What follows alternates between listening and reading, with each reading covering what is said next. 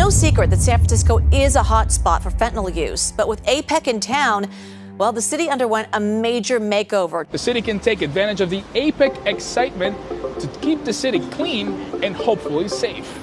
There are no more drug dealers. There were no encampments. There were cops inside the CVS. One of them was like, hello, gave me a nod. I'm like, what is going on right now? I know folks say, oh, they're just cleaning up this place because all those fancy leaders are coming into town.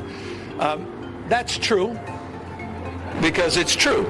Why the don't you do this for us? We pay you motherfuckers. Welcome back to the pod, guys. I think first things first. Did you all see the Insurrection?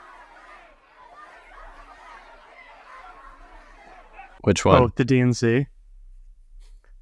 Yeah. Fuck those people. They should have done it when they stole it from Bernie. How about old side's gonna come out?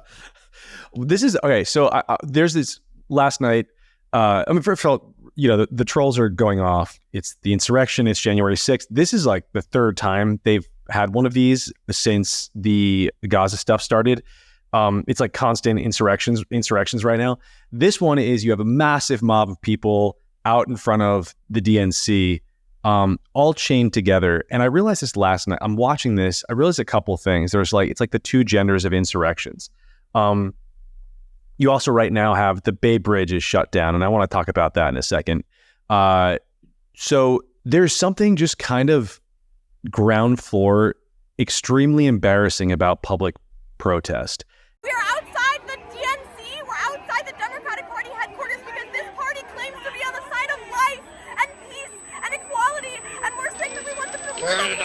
It's like the musical of the 1960s is how it always comes off to me. It never really feels serious. There's no real risk involved at all for any of these people. I also there's something about this issue in particular. I know that these people out in front of the DNC just learned what Gaza was like 2 weeks ago when they Googled it. And to see them sort of like carted off screeching, it seems silly to me. I mean, what is your overall, as I get mad, a lot of these things in the past would make me mad. The Bay Bridge does make me mad. To see people sort of like getting crazy and screaming and whatnot. I don't feel mad about it really in this case, maybe anymore. Maybe they've broken me. I don't know. Where are you guys at in your sense of the insurrections and the protests? How is it making you feeling? How are you dealing with all of this in the current social media age that we live in? I mean, they literally did the same thing a couple weeks ago in front of the federal building in San Francisco, where they chained themselves to the federal building. And half the people who were there were just like taking selfies and chanting, "No justice, no peace." It's the same chant that they chanted in 2020 during Black Lives Matter. And, I wrote about the people who stormed this military vessel in San Francisco as well, who are, you look at the videos of the protests and they're like wearing kiffias they just bought on Amazon and they're banging drums. And again, they're chanting the same "No justice, no peace" from the river to the sea. But like half the people there, I think, are just like there to get something for their Instagram story and then they leave. These are certainly the huge ones are like this, but then there's this, like the one in front of the DNC, for example, that didn't look like that many people. That was like a mob for sure, but they were all wearing the same T-shirt. Like they all had like a cute T-shirt and like a slogan prepared, and they're doing their like collective chanting and they're tied together. It's like you have these small little groups of people who are funded by whatever nonprofit, and they go out there and they like wreak havoc, and then I guess they just go home after that. I've been wondering, so the Bay Bridge, right now you have APEC happening, so everyone knows there's a lot of attention on San Francisco. The Bay Bridge is shut down. So this is where it becomes less funny to me, because when you're on a bridge, you're stuck in a place, right? The bridge stops and the traffic, it was rush hour when this started. So the traffic gets backed up, miles. And now you're stuck on a bridge. You could be on your way to the hospital. You could be something could happen while you're on the bridge. Like you're effectively. I mean, this is is this not like false imprisonment or something? I think that you can't block a bridge. That seems crazy. That should be a felony to me. I don't know I don't even know what the rules are on that. I don't know where these people go. I don't know how it keeps happening and nothing happens.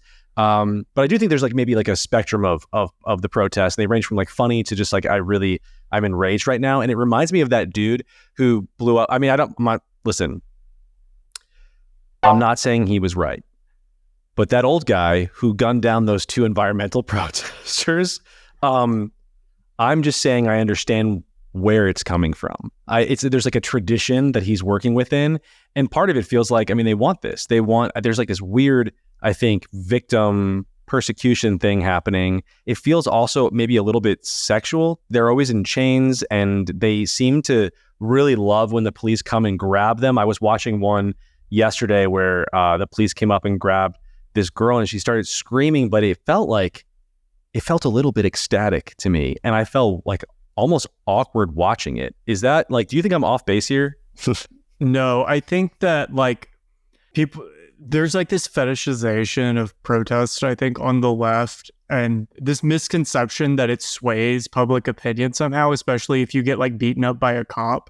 And like, I think this comes from like the civil rights era where, you know, TV had just become a thing, and you had these like very well organized protests, mostly organized by like the Black church in the South, where you had like basically respectable looking people who were just like silently marching in like full Sunday suits, like being like having dogs sicked on them and being like beaten up by racist cops live on TV. And that did like sway public opinion because people were like, these people aren't doing anything wrong. But when you're like trying to break into a place and you're like, you look insane and like the police are arresting you, people are like, good, that's great.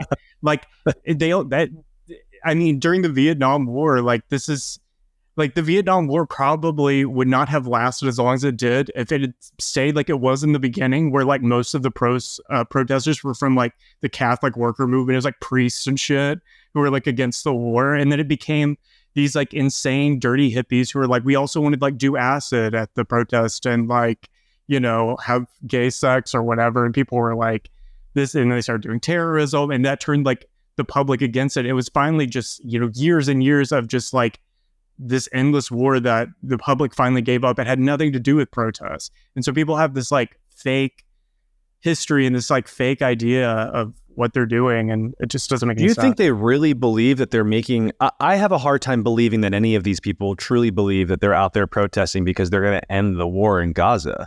It has to be, it's something else. The bridge stuff in particular, to kind of piggyback off of Sanjana's social media thing, that feels deeply narcissistic to me. I just saw one of the protesters, because they're on fucking Twitter talking about it. And this woman's like, you know, there are dozens of protesters that have shut down the Bay Bridge. There are millions of people in the Bay Area. To think that like dozens of people should be able to shut down a bridge that millions of people use is a level of narcissism that I genuinely have a hard time accessing. That's crazy to me. I can't get inside of that space. And they do seem to feel it's like they're living out some kind of weird fantasy, and it ranges from just the theatrical, the Instagram, to genuinely the sexual. It really feels like a fetish to me on some level, like with the chains and the cops and like the S&M type vibes, the dom submission thing. Like they love it. Like they want to be held captive and to like take photographs of themselves this way. It's weird. And I just feel like I actually am not don't kink shame kind of. I think some kinks should be shamed. I don't know. They want to be shamed. That's the whole point. So they've invited me into it. And that's my problem with this, is they've dragged me into their fucking weird perversion without my consent. And I think that that's got to stop. I think the weird sexuality of it all needs to be put to bed. I do want to talk about APEC though. So you have a situation right now in San Francisco. I mean, obviously the whole country is talking about it. We went overnight from a dirty sort of fentanyl-ridden hellscape to like, well, I don't want to say it's a utopia, but it's clean. Like they've cleaned the streets. I was downtown Friday, so before the conference even started. So I popped my head up in Union Square. There are cops everywhere. There are no more drug dealers. There are no more drug dealers in the station. There were no drug dealers outside around any of the side streets. There were no encampments. There was no crime. I went to the CVS. I had to get shampoo. Everything seemed there were cops inside the CVS. One of them was like, hello, gave me a nod. I'm like, what is going on right now? And I had forgotten about APEC, but that was what was going on. So I, fire off a little tweet about it. And sure enough, like I receive a flood of messages from around the city. Like, this is a citywide cleanup initiative. It seemed a little bit almost like a right-wing talking point to me. I thought there's no way that because Xi Jinping is coming into town, they're finally cleaning up the city. That's just crazy. It can't be that simple. There's got to be sort of more to it. Or I'm sure that they're going to say something like, we've been working on this for months. It has nothing to do with this conference. But Gavin Newsom gets on stage and he's just like, yeah, we did it for that reason. Obviously, we did it for that reason. When someone visits your house, you clean it up. I know folks say, oh, they're just cleaning up this place because all those fancy leaders are coming into town. That's true, because it's true. But it's also true for months and months and months prior to APEC, we've been having different conversations. Begging the question to every tax-paying citizen of the city, like, why the fuck don't you do this for us? We pay you, motherfuckers. What are your thoughts on the clean city? Has anyone, what are your thoughts on this sort of overall politics of this? Maybe I think there's an interesting political question moving forward. Are they going to have to answer to this? Like, is the city that clean? I mean, I think Sanjana, you're a little bit skeptical maybe of that piece. What's going on here? Well, I'm skeptical of it because if you look on, San Francisco Reddit and some people on Twitter have been saying that they basically just pushed a lot of the homeless people out of downtown and into sort of other neighborhoods.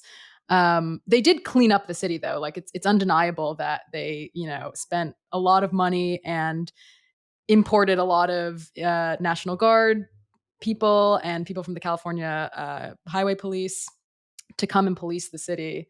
And it is really cynical. I understand why people are pissed about it because it's completely, it was for APEC nominally, but of course it's especially because Xi Jinping is coming to town, and Gavin Newsom and Xi Jinping really get along. I mean, they met in October, and Chinese state media was like thrilled about Gavin Newsom going to China and trying out their self-driving cars.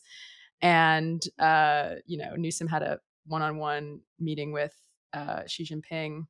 So I don't think it's at all far-fetched that people are saying that this was literally just because Xi was coming to town. I do think that, I guess the cost of political inaction on this stuff has risen, but my sense is that everyone always knew that if San Francisco city officials really wanted to, they could have ended all the insanity going on. I mean, we're talking about a city government that actively funds harm reduction policies that basically enable people to use fentanyl, that for years had a district attorney who wasn't prosecuting any form of crime, really. I mean, the city is just, people have known for a while that elected officials are essentially just getting rich while, the city kind of decays in this doom loop. But now, once you know that the city is capable of doing something, so we know for sure the city is actually capable of policing, for example. It can stem crime. It can do something about the drug dealing. It can do something about, there used to be people just like selling all of the stolen goods they bought from that drugstore that I went into in Union Square around the block, gone. Like, you can shut that stuff down. We know that it can happen. And now that we know that it can happen, does that not change the calculus of politics a little bit? I mean, the politicians can no longer say like, look, like, it's not about us. It's like, oh, it's the state law that doesn't allow us to, arrest people for less than however many dollars and charge them with a felony or things like that. Like, they can't blame these policies because we all see what happens when they just increase the number of police, it seems like to me. Hopefully people don't have short memories on this. I think it's possible also that everybody kind of just forgets and this gets swept under the rug and we go back to business as usual in San Francisco city politics. But I tend to agree business as that usual Business as usual is just to allow the open air drug markets back in and the fences to pop up again. Yeah, this is an interesting introduction. I don't want to say it's an introduction, right? Most of the country knows about San Francisco at this point. But it's maybe a fun reintroduction to San Francisco politics generally and how crazy things are here, which brings us, I think, to the Dreamkeeper initiative. Sanjana just published an incredible piece on the city's funding, specifically surrounding one program. And I'm just going to let you take it away. To tell us about what is the Dreamkeeper initiative? Where did it begin? What does it mean? Give us the dirty details. Yeah, I mean, let's begin at the beginning. So on June 4th, 2020, week and a half after George Floyd was killed, the mayor of San Francisco, what's that? Said, speaking of protests, yeah, this is the height of them. Speaking of insufficient police, June 4th, 2020, a week and a half after George Floyd, the mayor of San Francisco, London Breed, and a supervisor, Shimon Walton, announced that they are going to redirect $120 million from the city's police department, which at the time was around 17% of the police department's budget, to better support the African-American community. They don't say how they're going to do this. They just say, we're taking this chunk of money and we're reallocating it. And they then task the San Francisco Human Rights Commission, which sounds made up, but actually exists and gets $20 million a year from the city. It was started back in the 60s to sort of help facilitate efforts to desegregate the city, and has since metastasized into this massive, I consider it a money laundering complex. It's basically, they give out a bunch of grants to their nonprofit cronies, ostensibly for racial equity and queer justice and that kind of thing. But basically, the mayor and Shimon Walton tasked the Human Rights Commission with holding a series of listening sessions to figure out what the needs of the Black community are. And this is all happening during COVID, so all these listening sessions are online.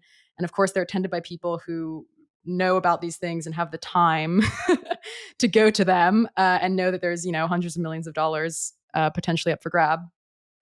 So they have these listening sessions, and then a year and a half later, in 2021, the city announces that they're launching something called the Dreamkeeper Initiative.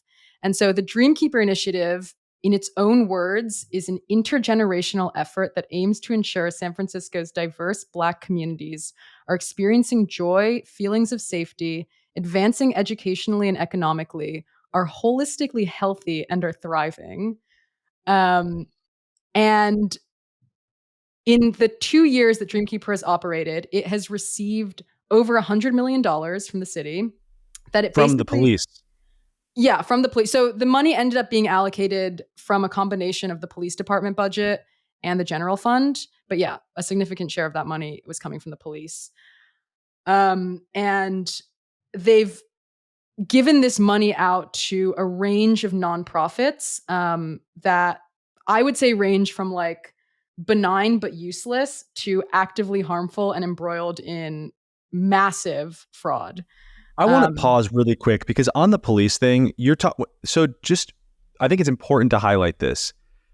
This money is coming from the police. It's not some random policy. This is, and everyone on the left wants to distance themselves from this now, but this is defunding. That's what this was. It was defund the police. This was the answer to defund the police. They actually did it. You were talking $100 million that you took from the police and gave to a sorted variety of fucking crazy shit. And go off. Give us the details. So I'll say, just to contextualize this, because I do think this story is much bigger than San Francisco. People need to understand that, in 2020, I was looking into this. There were almost $1 billion of direct cuts from police departments across the country. I think the exact number is $850 million of direct cuts all over cities across the country. They did it in Austin, they did it in Philadelphia, they did it in Portland, and they did it in San Francisco.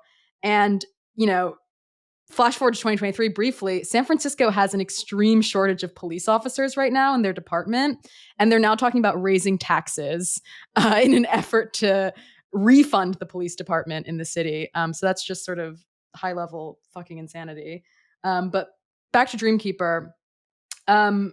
Essentially what they did was I think of it as client cronyism, but they gave essentially reparations basically to people who showed up and asked for money. I interviewed someone who runs a one-woman media company called Clarity Media. And Brandon can talk a little bit about her YouTube videos because he's watched some of them. But she got $200,000 from the city to run her media company. $200,000 out of $100 million is a drop in the bucket. Where did the rest of that money go? Yeah, I mean, so the rest of the money, you have a lot. So the lion's share of it went to the Mayor's Office of Housing and Community Development. And most of that goes to supporting something called the Dreamkeeper. Let's see, it's essentially it's a no holds barred loan program, the Dreamkeeper Down Payment Assistance Loan Program, which gives lower and middle class Black San Franciscans up to $530,000 in no interest, indefinitely deferred loans. So free money. We're giving $530,000 gifts to people who want to buy a house. Yeah. Based on the color of their skin. Yeah, exactly. So that was 20 million of that money. They've also given a ton of money to a bunch of nonprofits with connections to Breed and Shaman Walton. So they gave, and Susan Reynolds has reported on this. She's an investigative reporter in San Francisco. They gave $4 million to young community developers. And anyone who's been following nonprofit fraud in San Francisco will be familiar with the story of them. They funded a program called Interrupt, Predict, and Organize, where they basically identified at-risk youth in San Francisco and placed them in city jobs, specifically with the Department of Public Works. And recently, 2 graduates of their IPO program were involved in a series of smash and grab robberies. One of them was involved in an armed robbery, and then they I think stole a car and were involved in a police chase that ended in a crash. One of them died. The other one is now in prison. And the director of this organization has been arrested on fraud charges. There's several cases like this where they gave money essentially to people or organizations with no discernible track record of success in their stated goals because they know Breed and Walton. And you know, we looked at in the article the Homeless Children's Network, which got $2.2 million from them.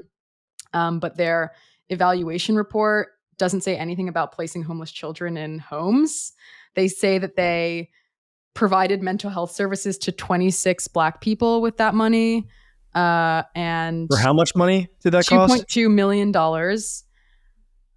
And they held cultural events that affirmed and celebrated Black queer communities, including a Pride Month event.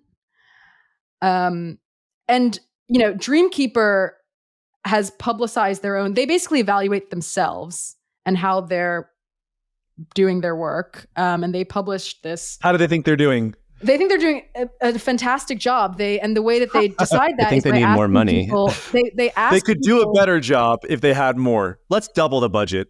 They ask people who got money how they feel about getting money. And here's what one person said. The scale of investment in Dreamkeeper is still not enough. According to one grantee, quote, "You are in the desert and you get a glass of water. Sure, it tastes good, but damn, I could use some more." And this is used as evidence that Dreamkeeper needs perpetual infusings of $60 million a year, which is what it's currently getting. All of this is in the context of an ongoing push in San Francisco for reparations. If people have been following that, the Reparations Advisory Committee, which was started around the time that Dreamkeeper came out, recently released a 400, I think it's almost 500 pages of recommendations for the city. And one of the recommendations is that, you know, on top of this Dreamkeeper money, the city pay out $5 million to all Black San Franciscans for a piece. So it's $5 million per person. Per person, yes. Lump sum, $5 million payments to redress historical inequity. In San Francisco, which exists in a state that never had slavery. Yeah. I'm actually wondering, I mean, really with all of it, but like especially the housing thing, how does that not violate the Fair Housing Act if you were giving like prevent. Well, here's what I agree. You know what I that was the thing that I keyed into as well as I was reading Sanjana's piece for the first time. I am willing to bet none of this has been challenged in court because people don't really know about it. It's like no one's really paying attention to this shit. It's just like, oh, crazy San Francisco, and it was 2020 when all this stuff.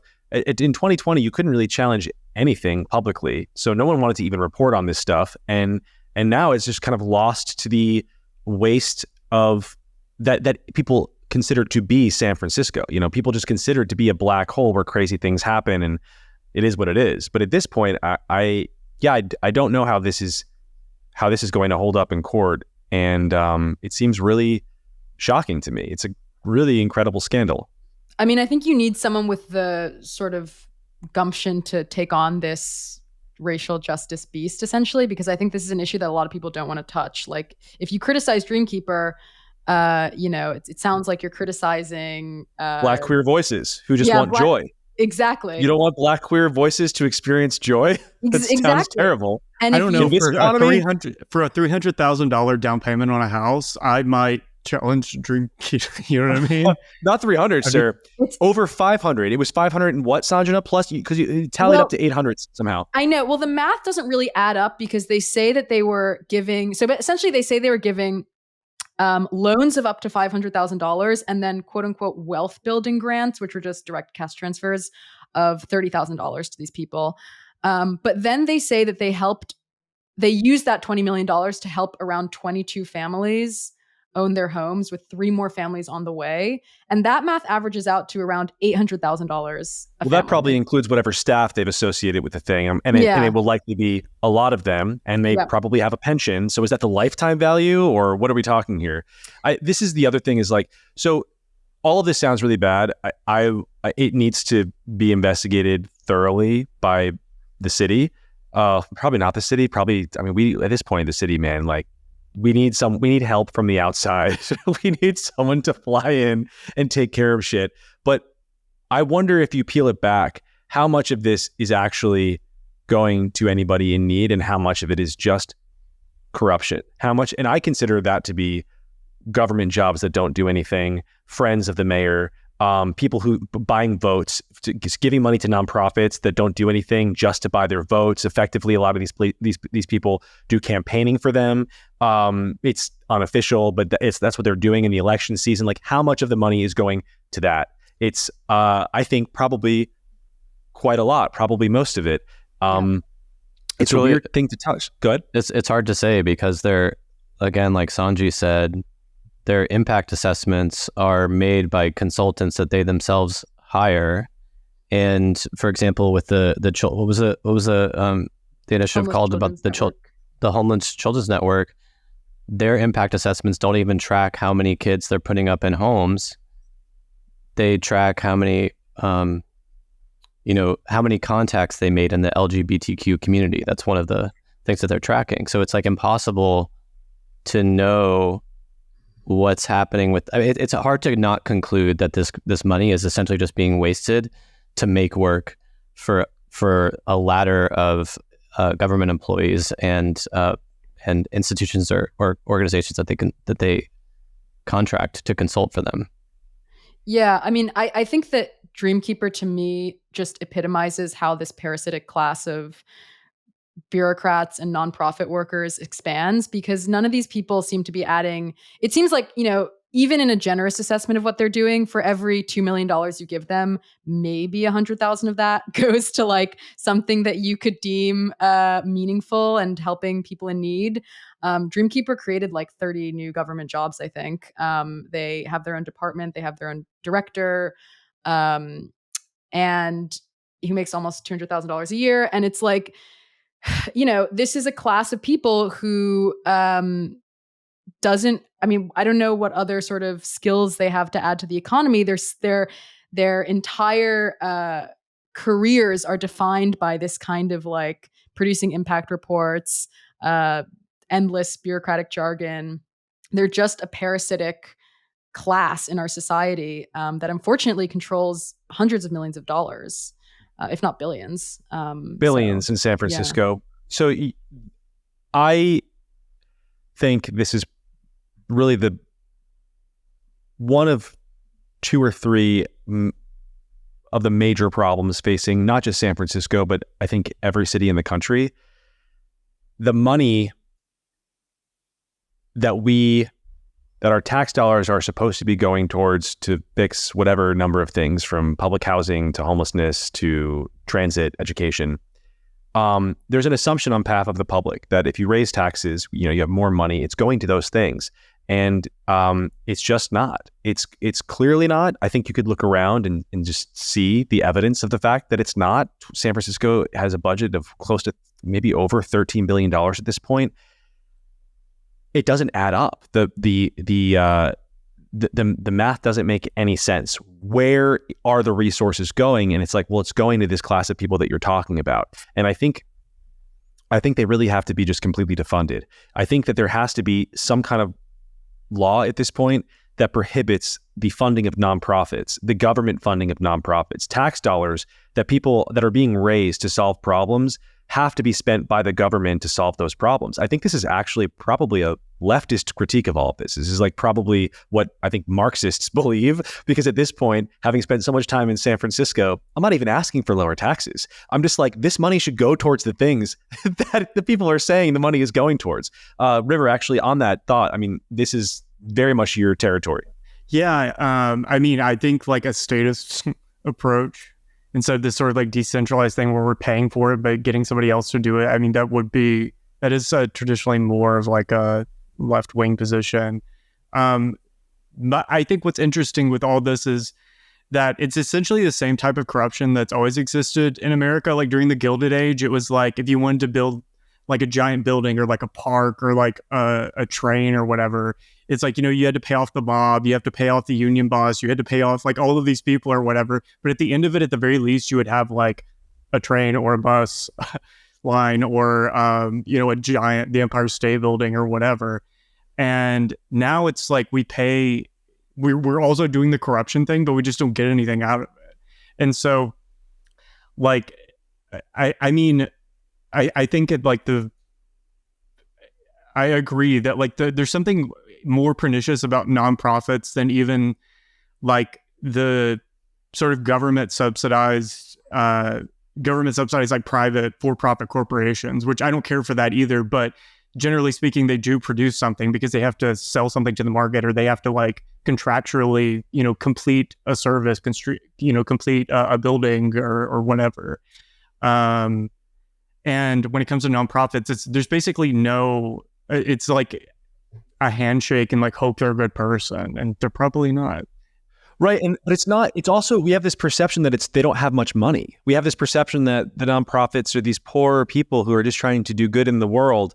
And it's actually like the city is spending an enormous amount of money on this that should be spent on the many problems that it's facing.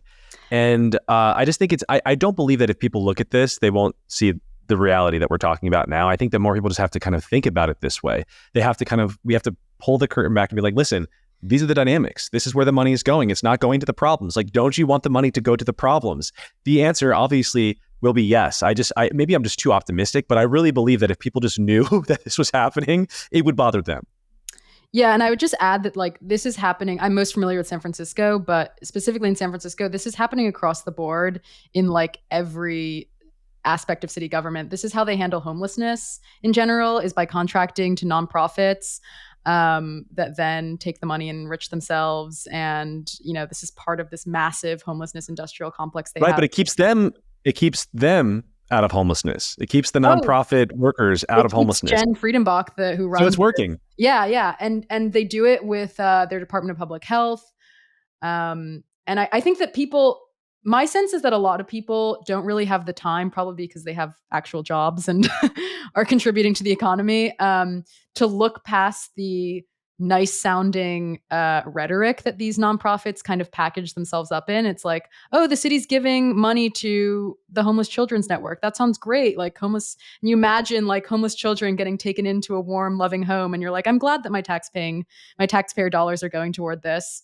And people don't have time to read the fucking insane evaluation report that someone, put together from a subcontracted advisory firm, and realize that this is not doing anything.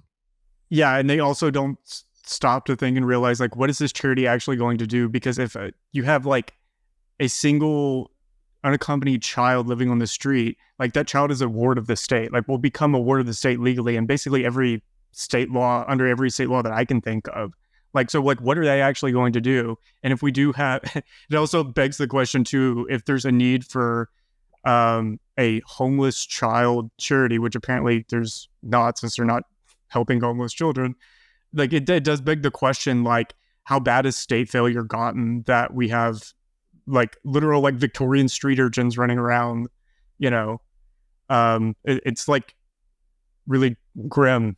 This is the central issue, is that this city, it's the government itself it's not capable of doing anything. And so I often make the argument that all of the homeless money should stay inside of the city government. There should be one director in charge of all of it, the entire budget. Let's say it was $600 million plus a year.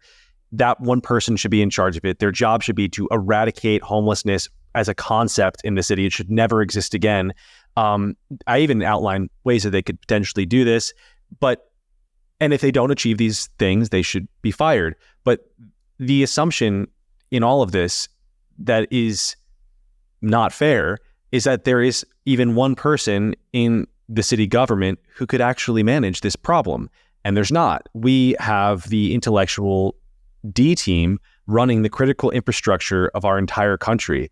And I don't know how to solve that problem because these aren't even elected positions. You know, these are the people who've just like colonized the city government and leached all of the nutrients out of the system. So well, they did just clean up San Francisco for APEC. So somebody somewhere in the government knows how to do this. I think the state came in, threw a lot of money at it. It's like it's like when someone's having a drug overdose or something and you give them a shot of adrenaline. I think that's what we just witnessed. I don't think the heart is healthy. Well, I think there's also, they showed the will to move people into another area of the city, which they never have. They're always like, we can't do that. You know, it's not acceptable to move people out of the city. But they showed that they could. Yeah. Well, I guess we'll wait and see. One thing I wanted to talk about very briefly, well, not really that briefly, because we're going to get to the question of nationalism. Last week was the Republican national debate, or the Republican debate for the presidential candidates. And I think sort of swarming around that, you have all of your candidates making their pitch for the country.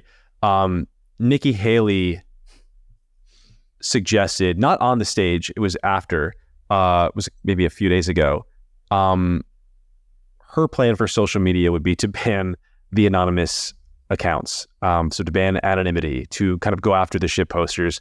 Obviously the internet reacted furiously. This is like, she came for like the lifeblood of the internet, the memers. She's since backtracked, but it's got me thinking about sort of the relationship, the bridge between tech and these candidates, and kind of how they think about tech and these candidates. As I was watching the debate, I had a couple choice comments about Vivek, and every time I do this, I get a lot of pushback from people who seem confused about this. They're like, how could you go after Vivek? He's the strange dark horse candidate. He's the outsider. He is the tech guy. He's the America First guy. These things, for whatever reason, by many of our readers, are clocked as like Pirate Wires-y kinds of things that I would like, things that maybe some of you people would like. So here it is. And I usually don't talk about Vivek. I don't want to get that much into national politics, honestly. I think it's kind of stupid and impossible to really put to shape in any way. I like the local focus when I can, but I do think it's worth addressing the Vivek stuff. I don't believe him. Like, I just think he's a fucking fraud. I don't believe anything he says. And for me, it comes down to just, there are a couple of things just in total conflict with each other. So the very first thing that I noticed that made me kind of double click on this guy, it was the moment that Silicon Valley Bank was collapsing. and potentially like half of the startups in tech were going to go out of business because they had their money in a bank. And at this point, you have naturally a conversation about what the state's role should be here, if any. And your hardline libertarian believes there should be no role at all. The banks should fail, and that's the market correcting itself. And if you were dumb enough to put your money in this bank, you deserve to lose it. Maybe you don't, maybe that's sad, but you kind of have to lose it. And I used to be a libertarian. I can wrap my mind around that position. I understand where they're coming from. I no longer believe that, but I get the position. On the other hand, you have a more nationalistic approach, which is like,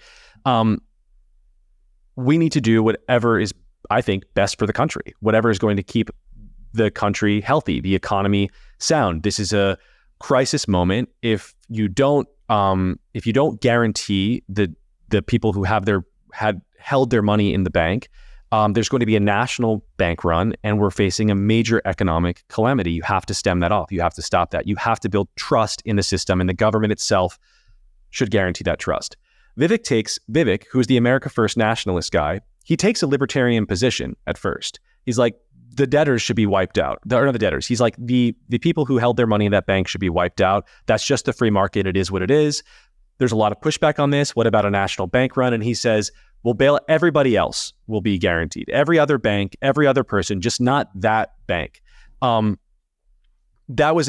struck me as immediately incoherent. It leads later on to a more recent position, which I think is telling in the exact same way. The question of TikTok, which Vivek believed should be banned for a while, until he had dinner with Jake Paul.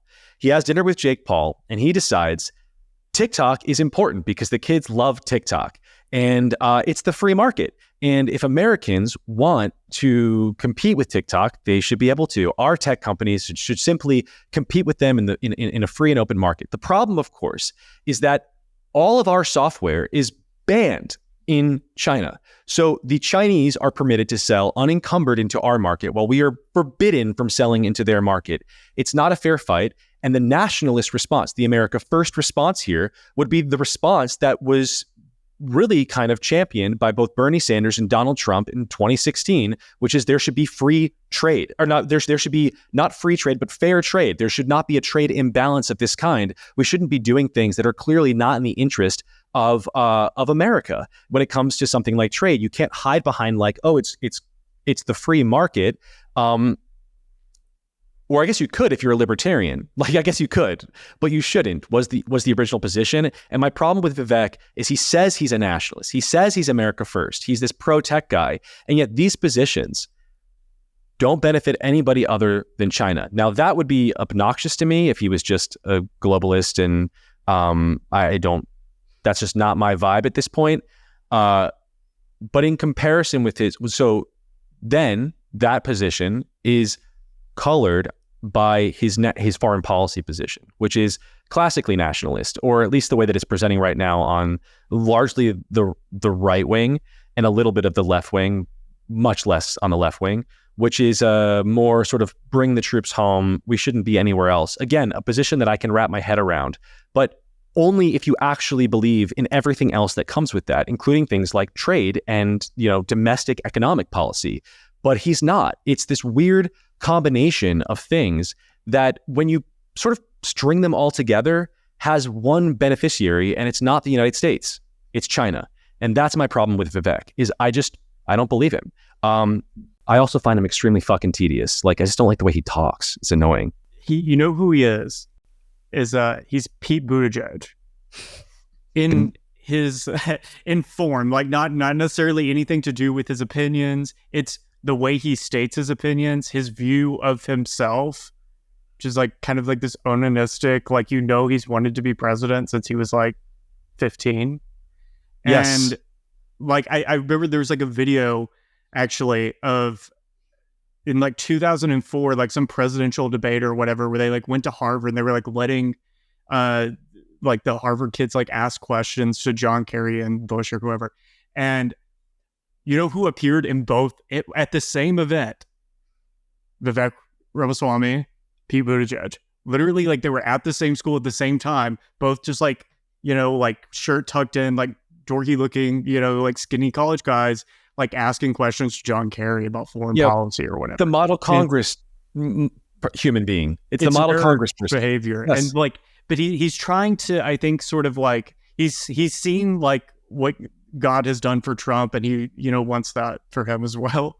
And like he's trying to do kind of like a Trump thing. He's like, well, Trump's not really consistent, so I don't have to be either. It's like, yeah, but people like Donald Trump. Trump's funny in the first place. Like and I actually do think that Trump is consistent relatively on nationalist stuff, at least in rhetoric. Like in rhetoric, he's at least not really in practice, but right. Like, but in rhetoric, it's like if Vivek's not consistent in rhetoric, because I don't actually believe this is the thing. Like, I agree with you. I think he's a model Congress kid. I think he is the same as Pete Buttigieg. These are people who their primary goal was to be in power as an adult, and they are now both very close to that. And it's like you look around and you adopt the positions that are resonating, and you wear them like, I don't know, the skin of last season's dead candidate. And it's just not inspiring to me. And I think maybe what's worse is I'm just like sort of somewhat personally aggrieved about the whole thing, because I see so many of my friends falling for it, you know, this like fake outsider thing. And it bothers me. He's good in debate, you know, he's this kind of person. He reminds me of Ben Shapiro a little bit, where they can talk. If they just talk for 60 seconds on something, at the end of those 60 seconds, you're like, yeah, that sounds right to me. Probably. He's probably right. And, you know, you just give up. It's like the Jedi mind trick or something. Yeah, it just doesn't work on me. Or that one doesn't work on me. I'm sure I fall for all sorts of Jedi mind tricks. Yeah. What do you think about Nikki Haley? Nikki Haley? I don't think that the anonymous shitposter should be put in prison. That's what I'll maybe just start there. Including Nikki Haley, by the way, whose name is like Nimrata Ramaswamy or some shit. It's not Nikki fucking Haley. I think Haley is her last name. Listen, Nikki is not her name. Let's talk about the shitposter thing though, because that's what I think is interesting. To be charitable to her on this, if the government should have no place here at all, you should not be banning anonymity. This is, you know, the American intellectual history begins in anonymity. It's like basically, you know, the 18th century's version of shitposters attacking each other in the press. Much more eloquent and insightful, but nonetheless, anonymity, I think, serves a purpose. It would be more civil if people had their name next to the things that they were saying, I think. You know, I understand the impulse to sort of want that. I had a few friends text me about this, and they were kind of saying the same thing. They would post more and whatnot. You do have boomers who don't seem to care about this at all, and they've got like their name, and they just say whatever the fuck comes to mind. Yeah. They don't seem to really care at all. They're not afraid of this in any way. It would not impact them. But I don't know. I can see where she's coming with the request with like, wouldn't it be nice if it was, I think the frightening thing about it was the frame that potentially this would be, you know, the law. And that's a hard no for me. I don't know. What do you guys think about the shitposting stuff? She's fucking insane. I don't see the. I think it was an insane thing to say. I mean, because her point was that she wanted to find a way to prosecute anonymous shitposters, essentially. And of course, you know, the Federalist Papers were written anonymously, and as you're saying, like, were published anonymously, rather. I think it's part of this worrying push now to sort of prosecute hate speech. I mean, they do it in Britain, you know, and we could easily go down that path if there's enough of a political appetite for it. But I just think it's like, we shouldn't even be entertaining this thought. Like, it's one thing to sort of say, oh, we should be more courteous to each other online. And that's a sort of admirable civic goal for us all to strive toward. But to think about involving law enforcement in it is really scary and unhinged. I think she has this quality that a lot of people have in politics that resonates, which is she's good at talking about the things that she cares about. She goes off about foreign policy and she sounds really reasonable. And I think the average person just tuning in doesn't necessarily have an opinion on any of this. And so if someone sounds like they know their shit, they're like, oh, that person knows what's going on. I'm going to maybe vote for them. And that happens with Vivek. That happens with every politician who's good.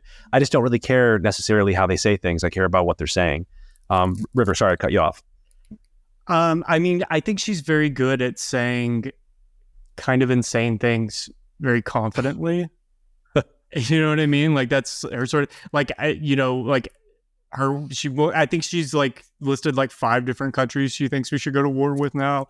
And she just says it like so confidently every time that people are like, yeah. But then like people would actually never agree to that in practice. They'd be like, wait, what the fuck? Why are we going to war with, Kazakhstan or whatever she wants, And it's like, I don't know. I find her to be phony in a different way than I find Vivek to be phony. Because his is got this like, I don't know. It's a very like female and like older school form of like fake politician where it's a lot more like convincing. It's like she sounds like a politician. You know what I mean? Like Vivek sounds like a guy who's talking about politics. Like he sounds like he could be a podcaster. Nikki Haley her podcast would be terrible. But like if she was like, giving a speech at the State Department or whatever, like people would be like, oh, that's par for the course. I get that. And I think there's like something comforting about that, I guess, that's sort of like dignified statesmen, even if, they're dragging you into a war or whatever, like at least they sound like they know what they're doing and they're not, I don't know, falling asleep at the podium like our current president. Or I mean, I think people thought Trump was funny, but after a while it does, in certain situations, I was like, I don't know if he can handle this. You know what I mean? Like it was kind of. Yeah, I think our debates, the medium of debate contributes to a lot of this. They don't have much time, and so people don't have much time with them to hear them think or speak while they think. I would like to see just the total abolition of the current debate format. It's not helpful for anybody to watch these people speak for 30 seconds on like their healthcare policy. What is the point of this? It's good for networks. It's good for selling ads, and you have an hour or two, you have 2 hours and set commercial breaks. That shouldn't matter. This should be not run by major media companies. This should be just done on public television. It should be 3 hours. People who are running for office should have, 10 minutes to talk about a specific policy proposal. Rebuttal should be 5 minutes, and we should just have an actual conversation. You can't fake you can fake a soundbite, but you can't fake actual rigorous back and forth. At some point, people are just going to start talking and telling you what they think, and that's really what I want to understand and see. And I think it would be more helpful. I think a lot more time, and it should be much more grilling in terms of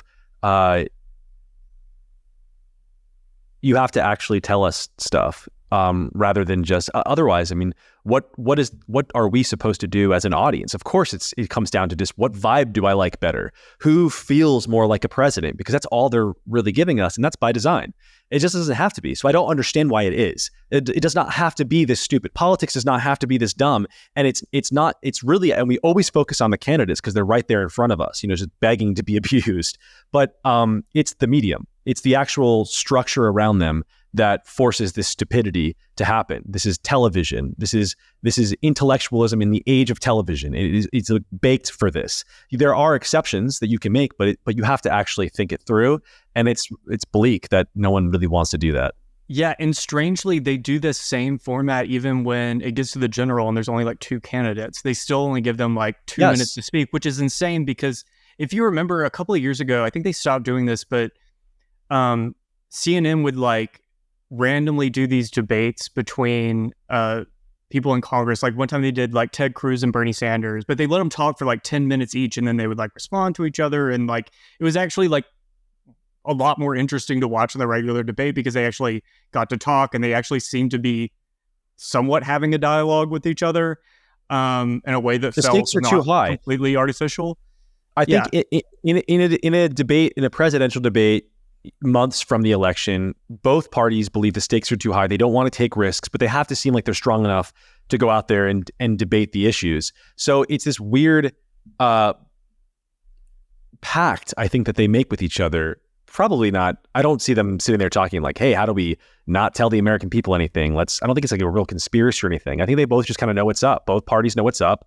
They want as little risk as possible. And they want room. Both parties have an incentive to just have room for sound bites because they can craft those ahead of time. Those can be their commercials, like a quick little tit for tat on stage can be repackaged as a commercial very easily.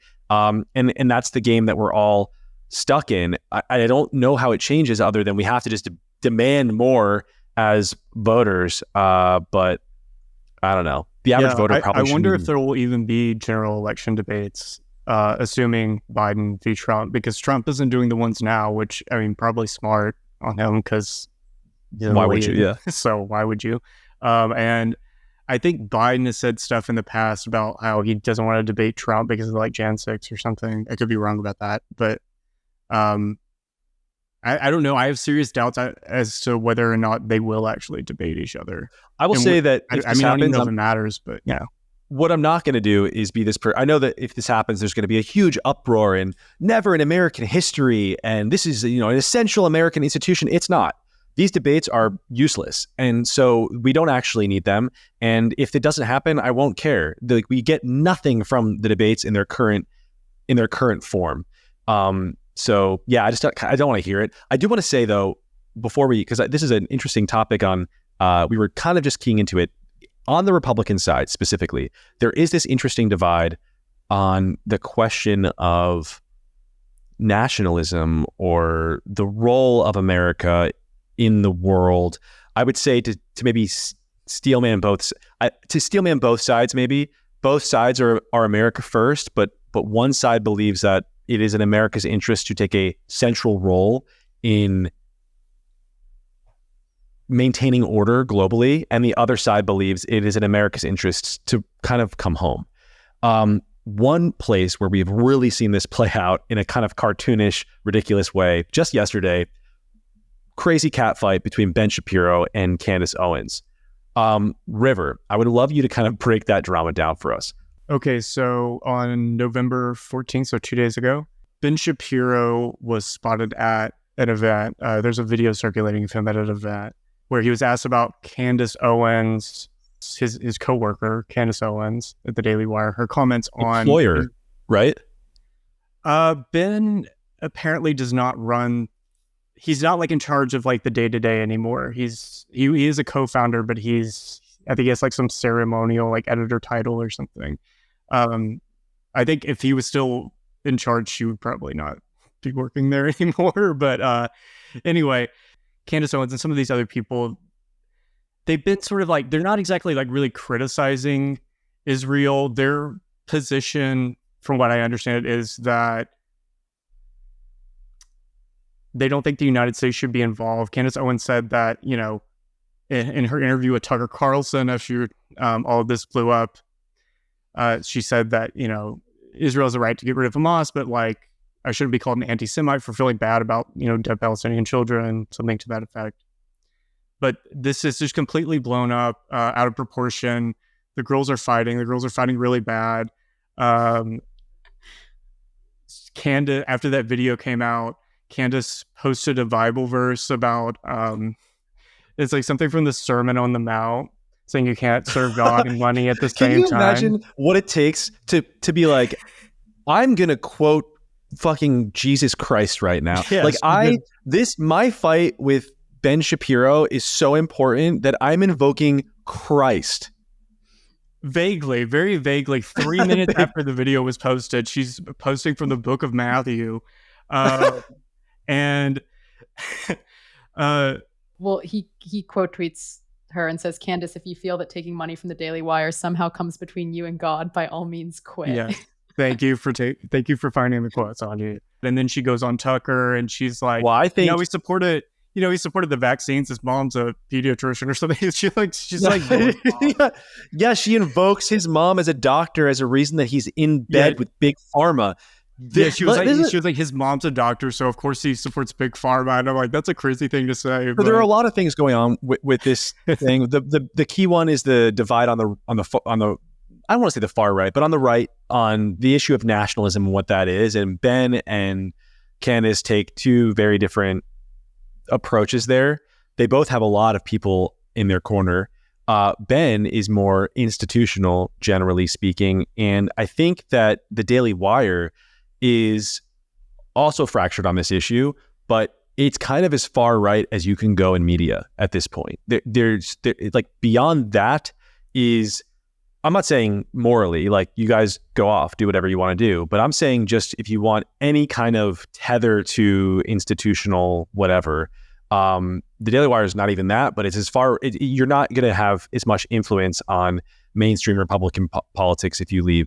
What Ben Dominic said was, I think, have fun wading through the swamps or something of InfoWars, which is apt. He's saying, like, you know, to say this to Candice, like, you leave the Daily Wire in a huff about this issue and you're not getting a job at some like other comparable place. There is no other comparable place. You'll have a show on Twitter, for example, or possibly you'll do your own YouTube thing that'll probably get banned by the platform, let's be honest, eventually.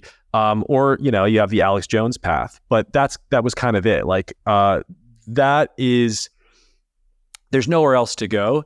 I think they were being a little bit charitable to Candice. I mean, she was definitely, that's a lot coming at you. And I think that Ben, we don't really know what's happening behind the scenes. We don't know what provoked this. We don't know what conversations they've had. She also, I mean, she talked about, she's invoking Christ. She's like blaming the Israelis for blowing up churches. I think the subtext there is they don't. But the subtext there, the IDF did say that they did that. The only thing did she it on really purpose. said about They said they did it on purpose. That we don't care. We want to kill Christians. Of course not. Like, this is a complicated situation. There's weapons and shit underneath all of these things. Like, there are any number of things going on. Like, no one is blowing up churches on purpose. It's not like, or whatever. Let's table this conversation, because I'm not trying to have like an Israel-Palestine debate. I'm saying from their perspectives, like,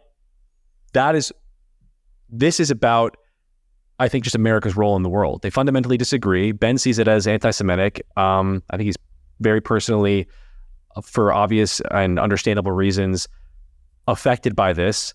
Candice doesn't care, and where else is she going to go? Like, where does that really far right stuff go?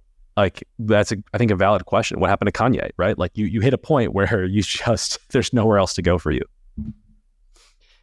Yeah, I don't think that she's like in Kanye territory, but I think that there's like, this all started, as far as I can tell, whenever the bombing at that church in Gaza happened, which kind of blew up, I think, in the right-wing media sphere. It did not start there. The guy who's a congressman. It's been like this from the very beginning. Saying, like, how this escalated is that, like, somebody made a comment about it, and then somebody got like accused of being anti-Semitic. It was Charlie Kirk, actually, who's very pro-Israel. And so I think that there's like a reflexive sort of like, even though it wasn't that many people doing it, there's like this reflexive thing that a lot of people on like sort of Candice Owens' side of the right have to like any sort of like ad hominem like accusation of bigotry because of like BLM and all of that, where they just like, they get like a little bit, it like triggers something in them. And I agree. I think that has a lot to do with this too, where it's like they don't even really care that much. It's just like they don't like that. They feel like they can't say whatever they want to say.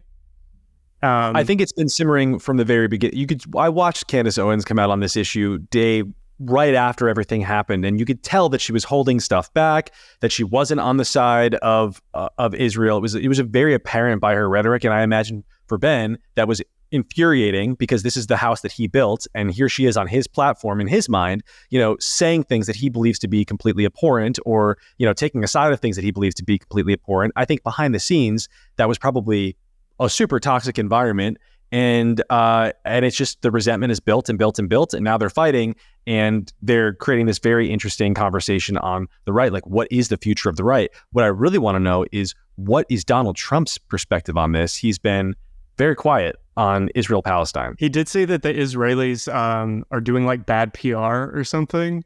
That is the way he would think about it. Which is such a Trump thing to say. He was like, they're not doing the best or something. I was like, well, excited for him to get back in the arena and stir up all sorts of insane, unhinged drama in the months to come. It's been real. Catch you guys next week for a special Thanksgiving edition of the pod. It's actually just, I'll be sharing an interview that I already did. So catch it there and see you with another episode week after.